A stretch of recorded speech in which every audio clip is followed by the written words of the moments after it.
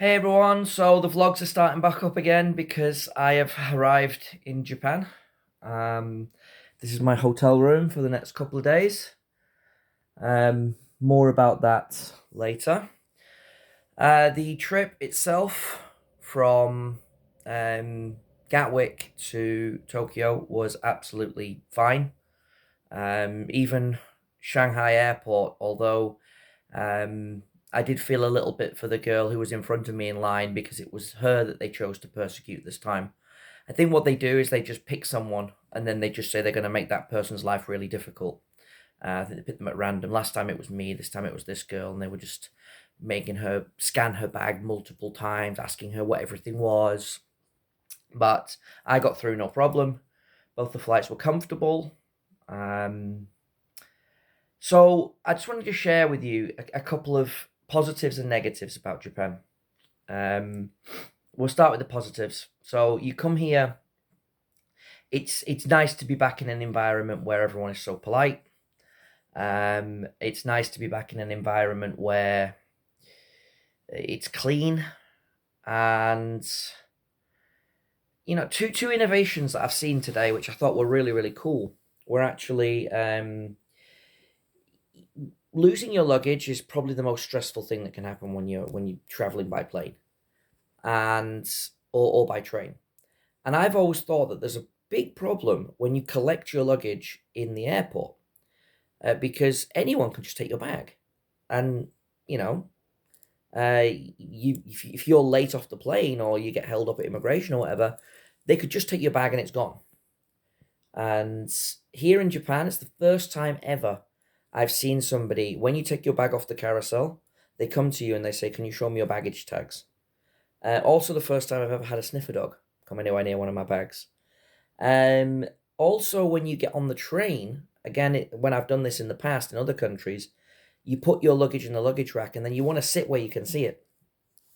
In Japan, they have this kind of code system, almost like a padlock, and it's for free. And you tie it around your luggage, you put in a code, you put it in the luggage rack, and people can't steal it. Now, the irony of this is we're in Japan, where no one would steal anything. And it's one of those, chicken or egg situations.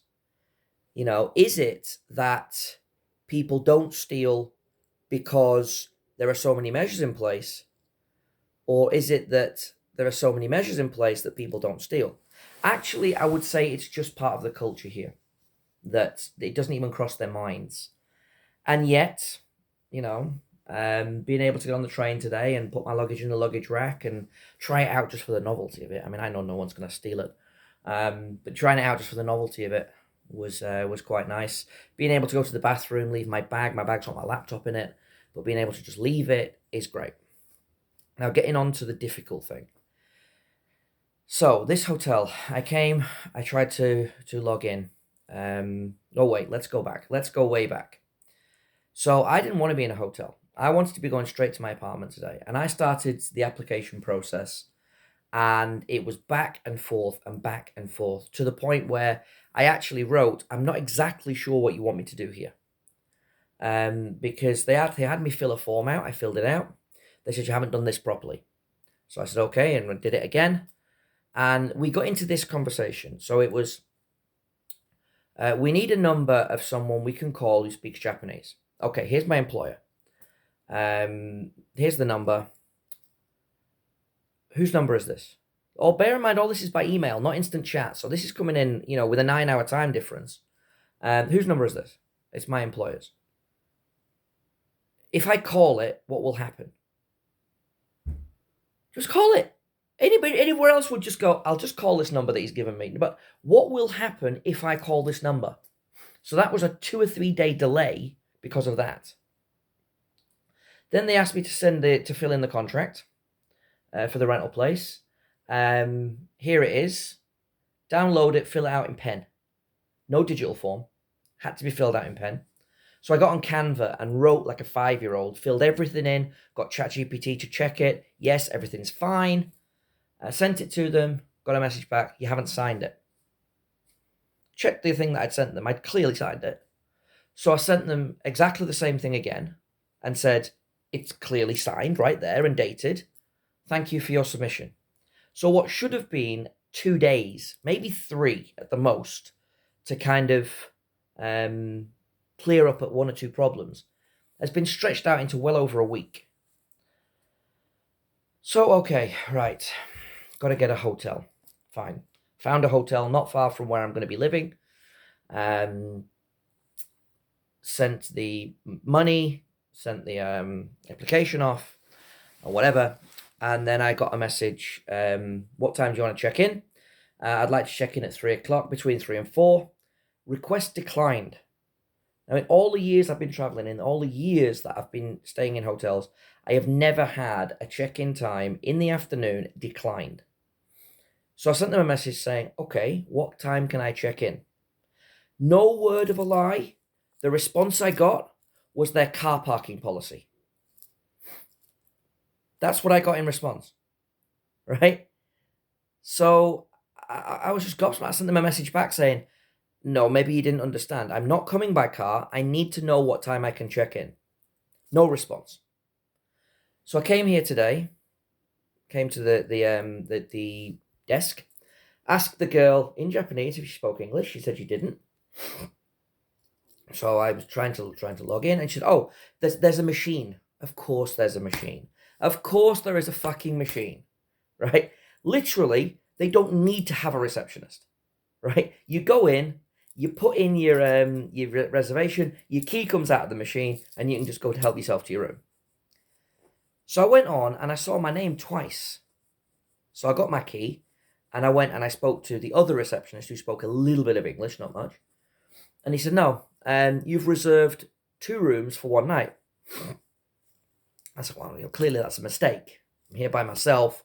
I need 1 room for 2 nights. Can we change it?" Not possible. Not possible.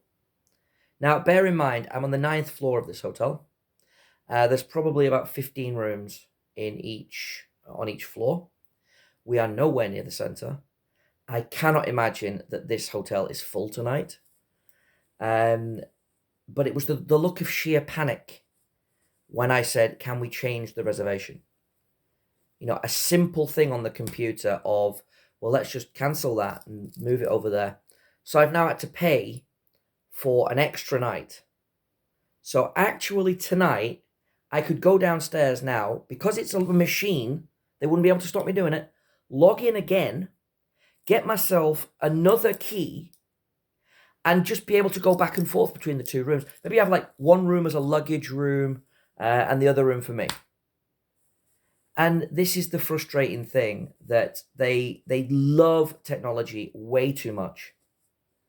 But the problem with that is that it's led to a lack of common sense and a lack of ability to cope when something goes wrong. One bright spark from all of this, I've started using ChatGPT for a lot of different things.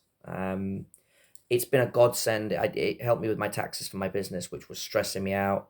I don't want to become over dependent on it. I don't use it that much, but for things like that, of course, and then for this rental contract.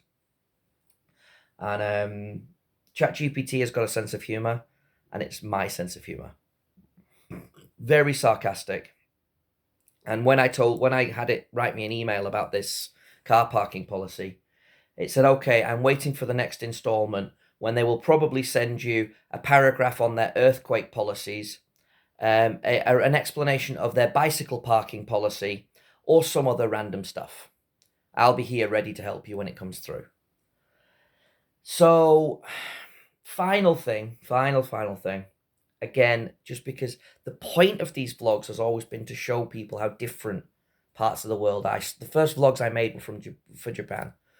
So I came into the room, and I was given this information sheet. All right. So there's my my information sheet. Okay, all very very well put out. And then Wi-Fi. Now here's the thing. Every other hotel that I've stayed in, you'd come into the room, and over there somewhere, or here, there would be the Wi-Fi network and password. Not here. Here, you've got to switch on the TV, and when you switch on the TV, the Wi-Fi code is there. Why? I don't get it. But it's this idea of if we can use technology for something, we're going to. We're going to use technology for something, even if it's completely unnecessary. We just want to show that we have this technology and it works. So, just as an update of what's going on over the next couple of days, I'm still having trouble with the rental company. It turns out that I'm going to check out of this room on Tuesday and probably still won't have the keys to my flat. Because they don't seem to understand a 9-hour time difference. They don't get it. They don't get that there's a 9-hour time difference.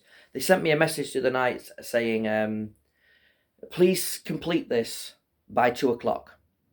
Now that's 2 o'clock Japanese afternoon time. He sent me this at 12 o'clock, right? That in England is 3 a.m. to 5 a.m. in the morning. I've tried multiple times to explain this, that I can't respond immediately to messages. And today I got one, I landed at 12:30. And again, lack of understanding of the situation. Oh, you land at 12:30, you can do it by 2. No, I land at the airport at 12:30.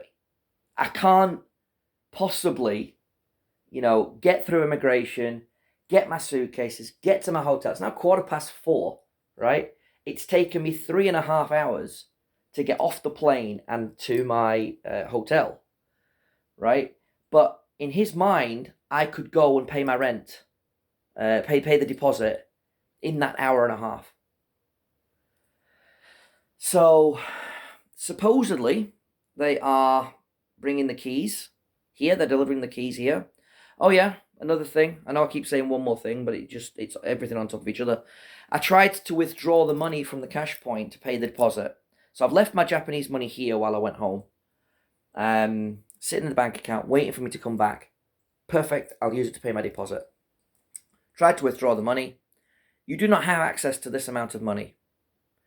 Effectively, what it says is, you don't live here anymore. So you can't take your own money out of the bank account. So what I've got to do is, I've got to go and register my new address in order to be able to have access to all my funds. But in order to get the new address, I need to access my funds to pay the fucking deposit. Madness. I mean, it's my money. It is mine. I have a card. I have a number. It's my money. But no, you can't have it. You can't have it because you're not legally resident here anymore. What does that matter? It's my money. I have a Japanese bank account. That is my money. So tomorrow, potentially, in order to pay the deposit, I'm going to have to go to multiple cash points and take out small amounts of money. At it's like a 110,000 yen. I took 10,000 out. It let me have 10,000. It was nice enough that it let me have 10,000. But tomorrow, am I going to have to go to 10 different cash points? Or am I going to have to go at the same cash point 10 different times to get this money out? Nothing is simple. But aside from all of this, I am actually very glad to be back. I'm going to go and get myself a bowl of ramen, which I really can't wait. This is the view out of my window. So, I'm about 2 stops up from where I'm going to be living.